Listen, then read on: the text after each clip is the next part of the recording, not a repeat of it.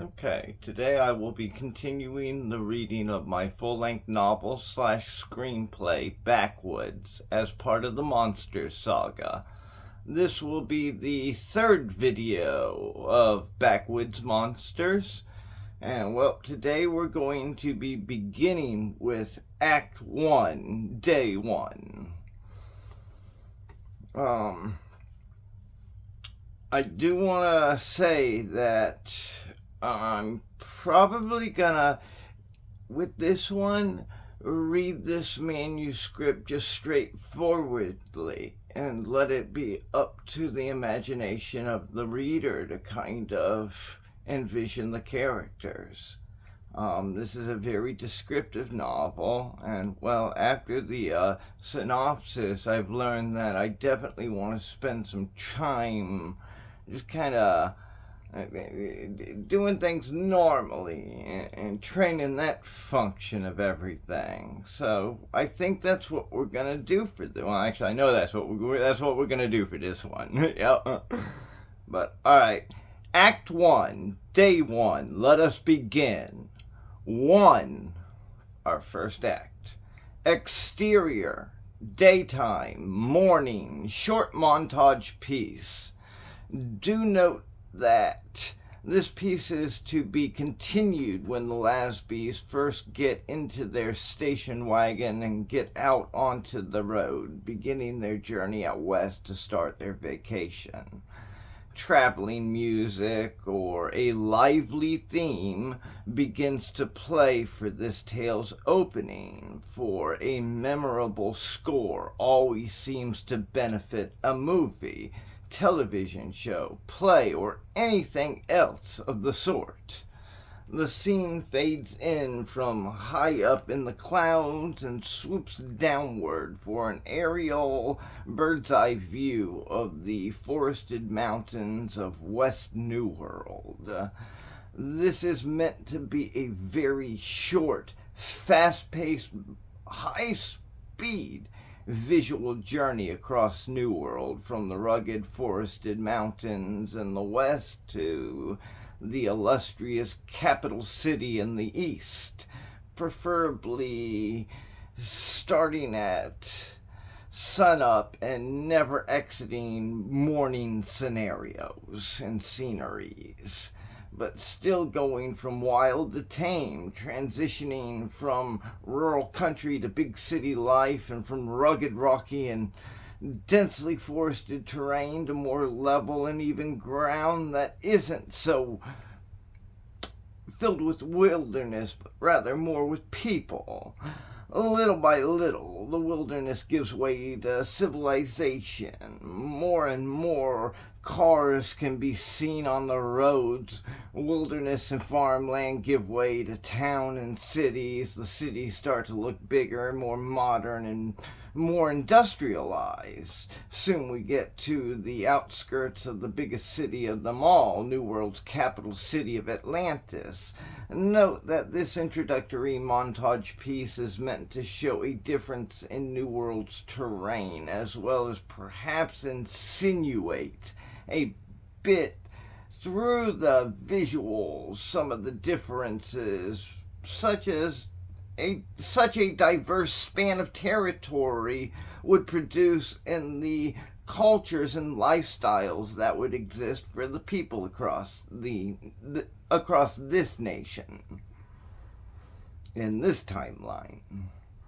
Finally, we swoop on down even further, making another riveting descent, which brings us even closer to the ground, this time zooming in on a little block of two-story suburban houses.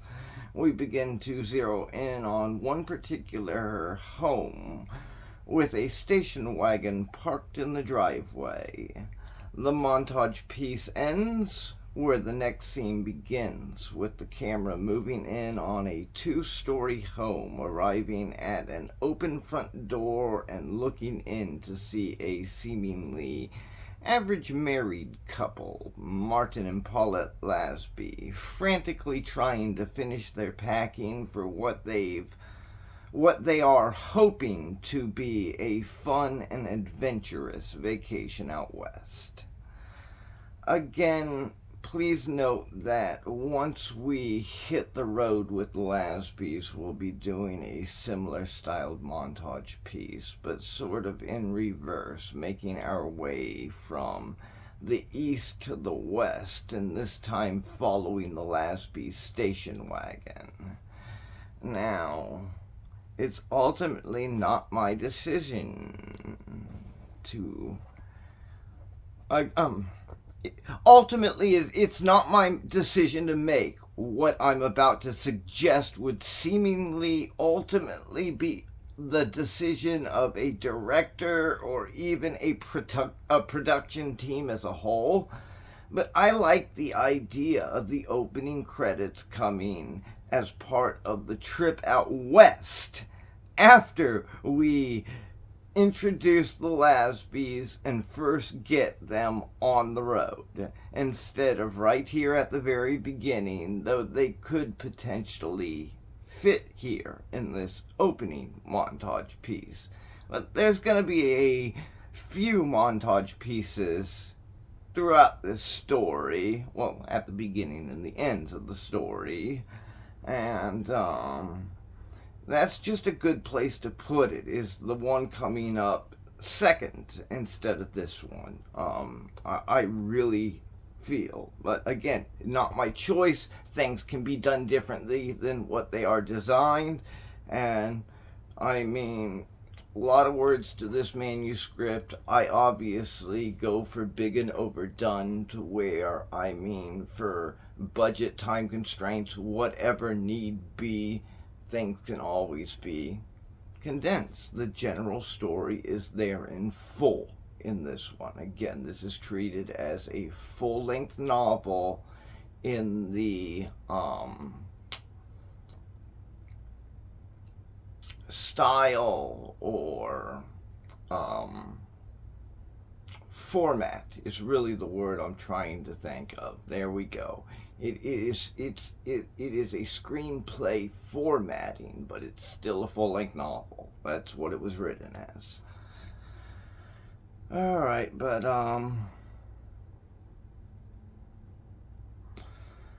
that said, I guess I just see the opening montage piece as happening at a very rapid pace. We're not taking a lot of time with this. Our goal is to get to that front door from a long distance away, so we're just, however it need be, whether we're zooming through the countryside at, a fast forward pace, or whether we do snippets and fade in and out of the scene showing it go across the countryside. Our goal is to quickly, or both, our goal is to quickly get to that front door. So that said, I guess I just see, again, this opening montage piece is happening at a very rapid pace, images quickly fading into and out of one another to show the gradual change in scenery, with the end goal being to make it from the rugged west to the East Coast big city, and finally bringing us to the Lasby's house and entering it through that aforementioned front door. In contrast, I see the second montage piece and the trip out west as being the one to where, well, by then we've read off a little dialogue and the audience knows a little about what's going on, so this feels like a better opportunity to take on a slightly more relaxed, slightly slower feel, with the opening credits appearing as our scenes and scenery fade in and out, illustrating the Lasby's journey across the nation by following their vehicle on the road, on the journey. But alas, this sort of thing is fun to think about. But it really does feel more properly left to what works best for the overall production and production team. Okay, so that's a lot said there, just to be clear, and 2 paragraphs actually. And now we move on to scene 2. This is going to be an interior scene. interior shot. 2. Interior, daytime, morning, continued from last scene, Martin and Paulette's 2-story house in the suburbs of eastern New World. The home's kitchen, living room, and dining room are, for the most part, interconnected, making it to where the married couple can talk and see each other while moving around in these specified areas, gathering their necessities and items that they might have forgotten for their trip out west. We enter the Lasby's home through the front door and turn right to enter the kitchen. We first approach Paulette, who is on the telephone, one which hangs from a wall in the kitchen near a light switch. Paulette can be seen anxiously fiddling with the telephone's cord while holding the phone's receiver to her ear, appearing upbeat but perhaps a little anxious to end the call and get on with the next task at hand. As for the introductory dialogue, this is a bit of a standard cold opening which will quickly come together and bring the intentions of the characters into focus. And, of course, with the introduction, we've already talked about this, the introductory synopsis. And we kind of know what's happening. And this will also be connected with a bold letter of A to the Lasby's main house from our main settings. We open with Paulette, spoken in an empathetic tone. Yes, well, I wish you could come with us too, Grandpa Talbot. Like I said, I'm probably not going to do so much emphasis on the dialogue. I'm going to speak it because there's going to be enough emphasis to give you the idea of how these characters talk. Detail is the one thing that this novel is strong in. Alright, I'm sorry about that though. I'm not supposed to interrupt the real thing. So, getting back to the real thing. Actually, I'm glad I interrupted it here. Also, you're not going to be able to see this, but in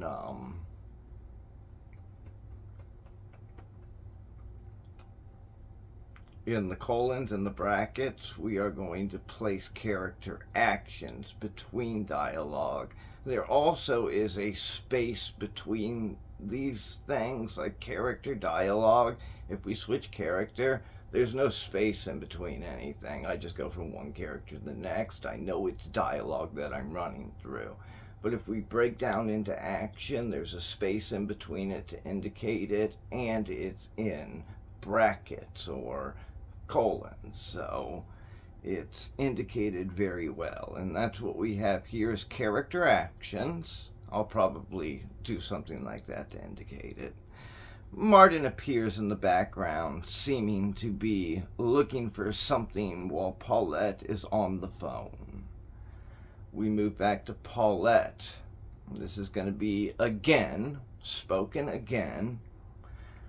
Note that we're only hearing one side of this telephone call. And Paulette says, "We will." Pause, then continue. "Oh, we will." Pause, then continue. "I do too." Interrupted. Martin interrupting Paulette nonchalantly while in search of an item. "Paulette, have you seen my compass?" Paulette apologizing to Grandpa Talbot before responding to Martin in a confident tone. "Sorry, Grandpa Talbot. One moment." Pause, then continue. "Yes, Martin, I saw it laying out and moved it to the car. I put it right there in the glove box for when we need it." Martin, sounding appreciative and relieved. "Good thinking. Thank you." Paulette, returning to her phone call. "Well, Grandpa Talbot, we're pretty much all packed up and ready to head out the door. I just wanted to touch base with you before we left. Pause, then continue. We will, and I'll talk to you soon. Pause, then continue. Okay, love you. Bye. And the phone call hangs up. This again is going to be outside of dialogue in the character details, the character actions, I should say. Paulette hangs up the phone and goes to help Martin with the packing, but she quickly takes on a look like something's out of place when she gets into the other room with Martin. Now it's Paulette's turn to start looking around as if something's missing or they might have forgotten something. Paulette, again, spoke in loudly and a bit frantically while rushing around the house, making last-minute preparations. Martin, are you sure you grabbed the rock-climbing gear? I wouldn't want to get out there and interrupted. Martin, interrupting Paulette, sounding a little distracted and caught off guard by the question, while he continues to frantically rush around the house, making last-minute preparations.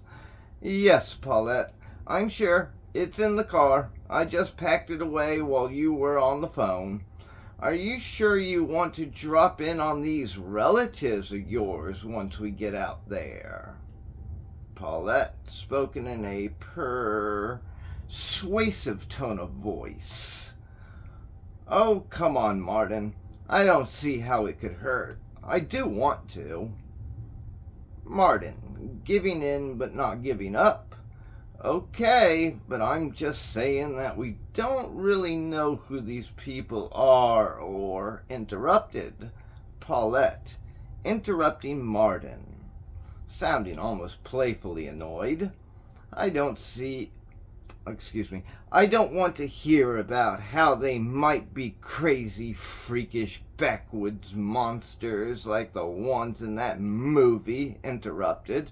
Martin, interrupting Paulette, speaking up to finish what he was about to say, or if anybody will even be there at all. All your grandpa gave you to go on was an address, Paulette, and he hasn't been out west in ages. How do we even know the property will still be in your family's name? Paulette smiles and says, rather matter-of-factly, we'll just have to go there and find out now, won't we, Martin?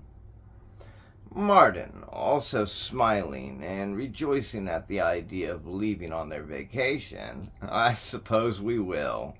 I can't believe we're actually going out west.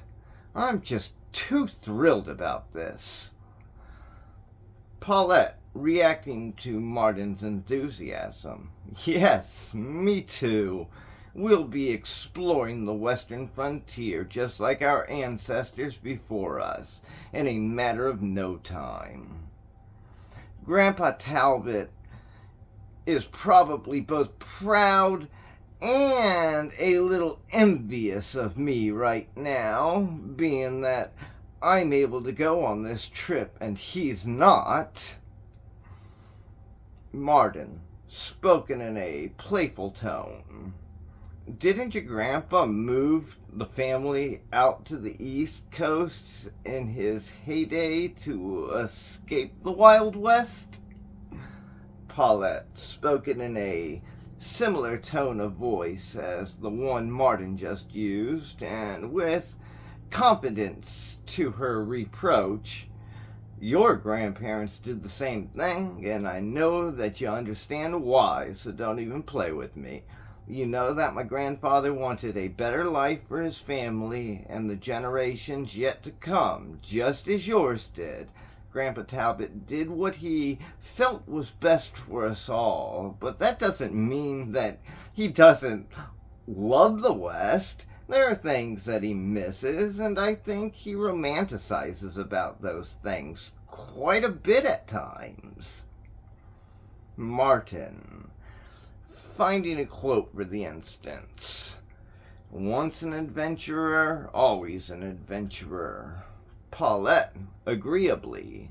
Yes, something like that. Martin, enthusiastically. Well, your grandpa's been out west before and we haven't. This is our time to shine.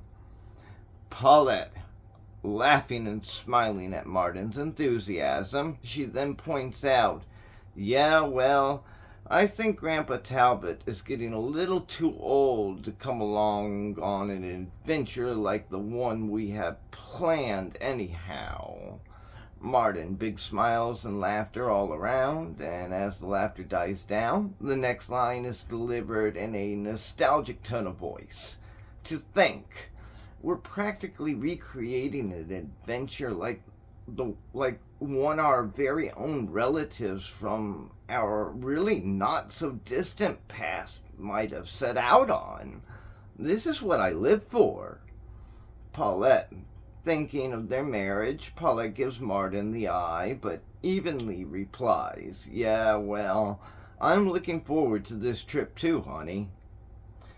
At the, this is going to be more character actions. At the exact same moment, Martin and Paulette both realize that they have everything they need. They stop rushing around and soon reach the conclusion that they're ready to leave. Wipe off real quick, please. It's hot in here under that light. Alright, character actions to more dialogue. Paulette, again. Immediately following actions described above, spoken with finality and then enthusiasm. Well, that looks like everything. Are we ready? Martin, spoken with an equal enthusiasm. You bet. Paulette, okay, well, let's do this. And Martin, all right, let's go. Character actions. Martin and Paulette start toward the front door to leave on their vacation. Paulette, sounding excited, practically celebrating. Watch out, Wild West, here come Martin and Paulette Lasby. Martin, matching Paulette's enthusiasm. Yes, here come the Lasbys. Smiling, character actions again. Smiling and laughing and just plain full of excitement and enthusiasm. Martin and Paulette head to the open front door and exit the house, closing the door and locking it up behind them. We now move on to scene 3. Scene 3, exterior. This is going to be an exterior setting / location. Daytime, morning, continued from the last scene. In front of Martin and Paulette's 2-story home with a station wagon in the driveway. Picking back up to be in sync with the couple having just walked out the door. Martin takes his key ring out of the right pocket of his shorts and uses a key from it to lock the front door. He does not put the key ring away immediately, but carries it with him to the car, loosely tossing the keys up into the air and catching them before they can fall a number of times as he walks. The keys making this clank, clank, clank sound every time he does so. A clank. Martin and Paulette head for the station wagon in the chipper, jolly mood they've set for themselves. They're practically riding on an adrenaline high almost, being that they are both just so excited about going on this trip. Martin figures he'll volunteer to drive first as they exit the foyer and step onto the driveway. After all, the keys are already in his hand. And he announces his intentions to Paula in a moment. Now, once the door is locked, they don't stop. They both just keep on walking toward the station wagon, towards their respective sides of the vehicle, even as they talk.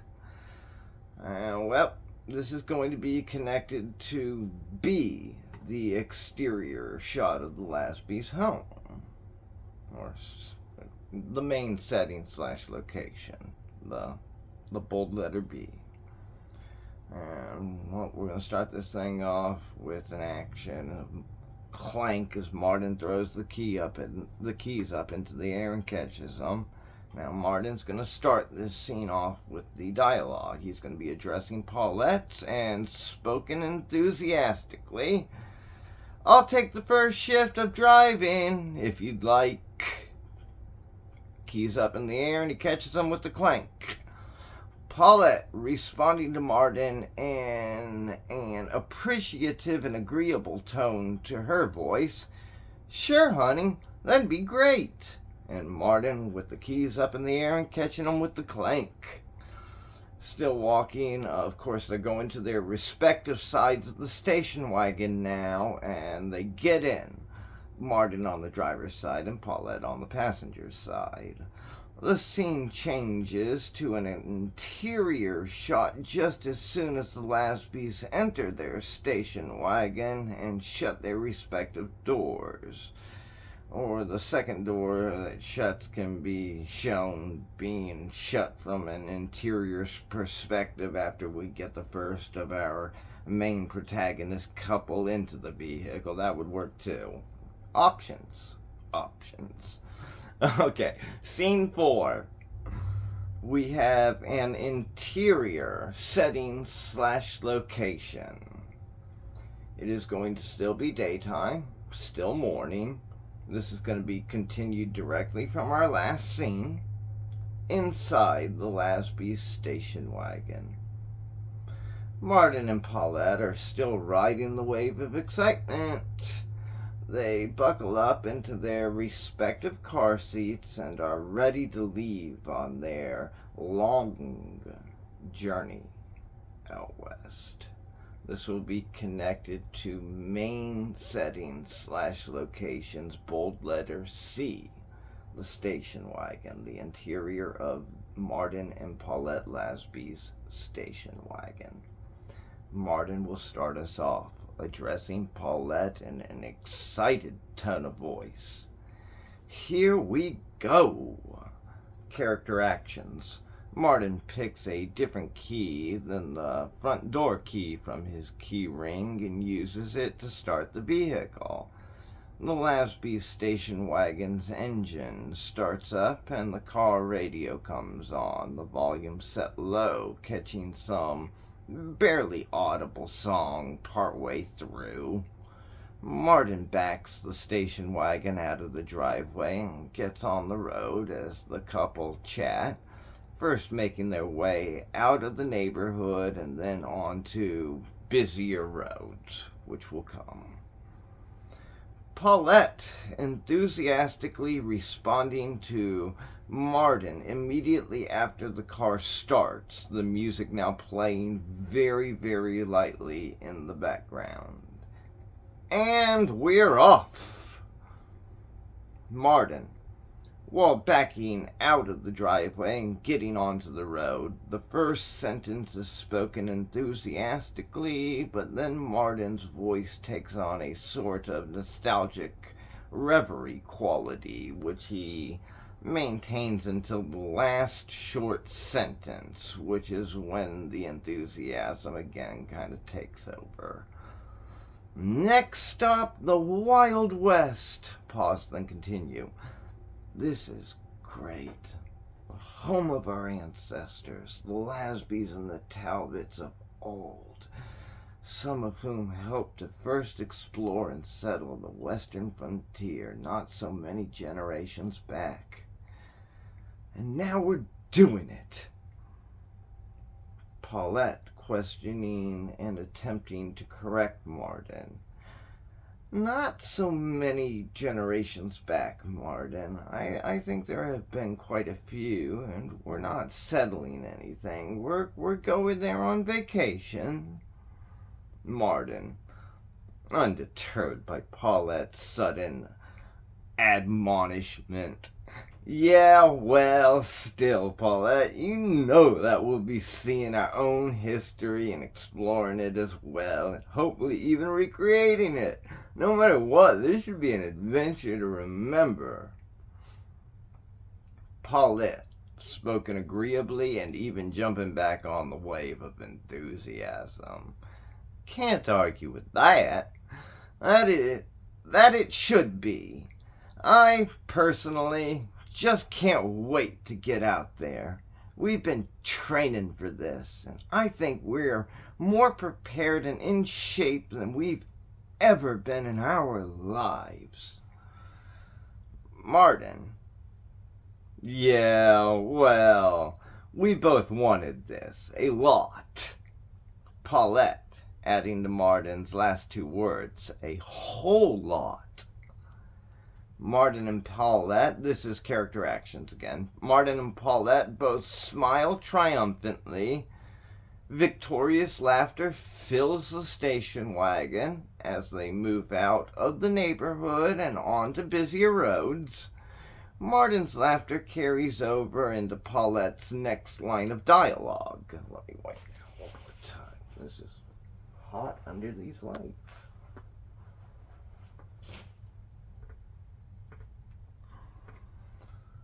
Okay, Paulette, again. After a brief pause to collect themselves, the first sentence is a statement spoken in a calm yet triumphant tone of voice.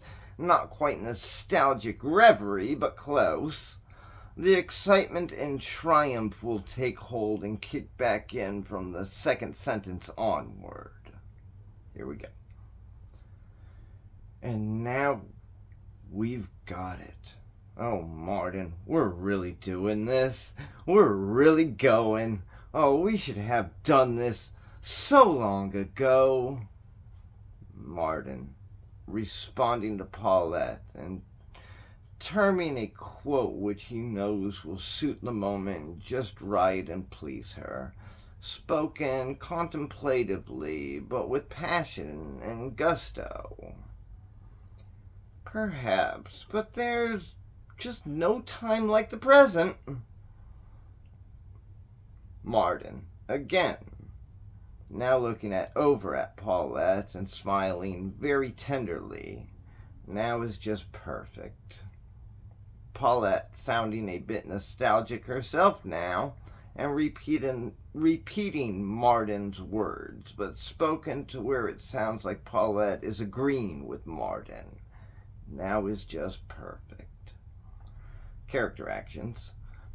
By now, Marden has maneuvered the station wagon out of the neighborhood and onto those busier roads. Marden is still looking over at Paulette and Paulette at Marden when suddenly there comes the sound of a car horn blaring aloud. They both turn away from each other and look back at the road to see that Marden has begun to swerve into another lane of traffic and an oncoming lane of traffic at that, with a big old clunker of a rusty white work van heading right for them. Paulette, letting out a shrill, startled scream before warning Marden. Ah, Marden, look out! Marden, also startled, but keeping his composure. Whoa, hold on. Character actions.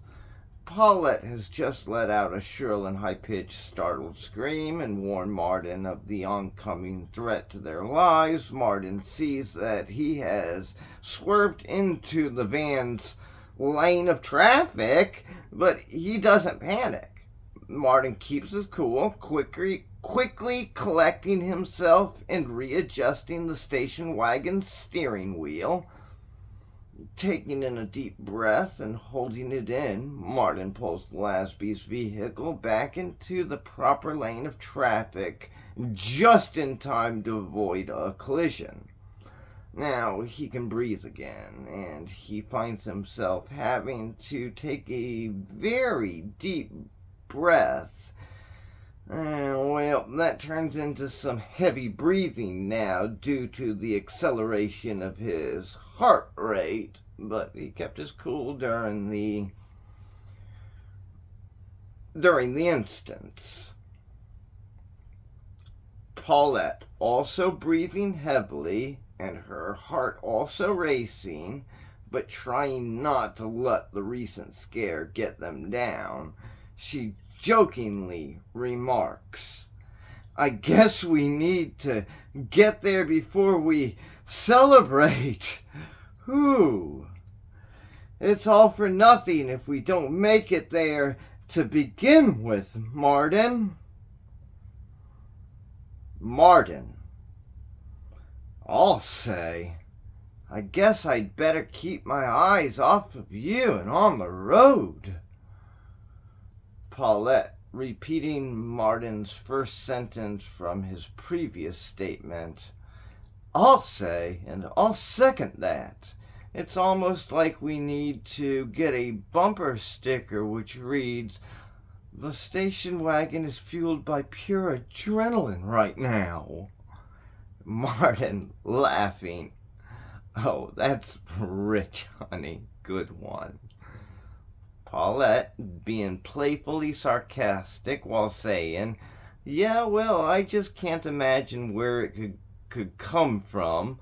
I mean, the thoughts that go through a person's mind when an enormous work van is heading straight at 'em." Character actions. That gets Martin laughing even harder, and then a good traveling music song comes on the radio, and they decide to turn up the volume. Paulette, again, speaking up just after a particular song comes on the radio and begins to play, and the radio's volume is still set low. As Martin's laughter dies down, Paulette zeroes in on the song and enthusiastically says to Martin, "Oh, Martin, I love this song." Martin reaches out and turns up the volume on the car radio after saying, "Me too. It's time to turn it up, Paulette." Character actions. The volume of the music coming from Lasby's station wagon's radio increases as Paulette plays with the... as Martin plays with the radio's volume dial. The Lasbys enjoy their traveling music as the scene shifts to an exterior shot of the station wagon driving down the road. 5. Exterior. So again, 5 is going to be another exterior setting / location, unlike the last scene, which was an interior. And it's going to be taking place still during the morning, continued from the last scene. This is going to be a short montage piece. Continued. Similar to the first scene, scene 1, but now with the station wagon on the road, and with the road ever present. This scene portrays aerial and side views of the Lasby station wagon driving down several different roads and highways as they start to put the city behind them. The city will soon give way to smaller towns and locations as we work our way toward the rural landscapes of the rugged and mountainous West, though not getting there in this act. Meanwhile, the song the Lasbies have just turned up on the radio continues to play.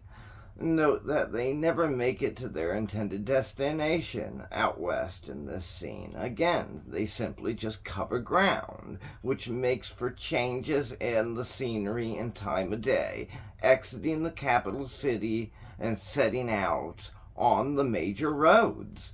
The scene should move quickly throughout the day and transition from day to night in the very end of this sequence in order to make a smooth transition from this montage piece and possible opening credits piece into the first scene for the next act. Act 2, first night, day 2. This is going to be scene 6. It's going to be an exterior. It's going to be the night, early a.m. And it is continued from and more or less in conjunction with the last scene and act. We are greeted with a shot of the Lasby's station wagon driving down a fairly desolate interstate in the middle of the night, sort of closing out our montage piece, but now we're into the night. We are into the night. There is now no more sun, no more music. The montage piece is coming to an end, and a possible opening credits placement is also coming to an end, and we prepare to move in for another interior shot of the station wagon, with Martin and Paulette Lasby now much less enthusiastic and much more exhausted after taking turns driving all day and into the night. And well, like some of the other ones, like the last montage piece, for instance, this scene does not come equipped with a bold letter or anything like that. There is no main setting / location with a bold letter connected to scene 6. It is we are driving through the countryside. So there's an example of, the country. How do you cover a whole countryside in a scene? I mean, we just describe it. The only way to do it is describe it. But okay, we're gonna pick back up on Act 2 with the first night and day 2 in the next video, and we're gonna cover, because they're short acts, we're gonna cover both Act 2 and Act 3 and anything else pertaining to Act 2 and 3 in this upcoming video. Thank you for tuning in and viewing this video. I hope you're enjoying this novel, full-length novel / screenplay. And, well, we'll do more in a coming video soon. Again, thank you so much. Hope you enjoyed. Okay, bye-bye.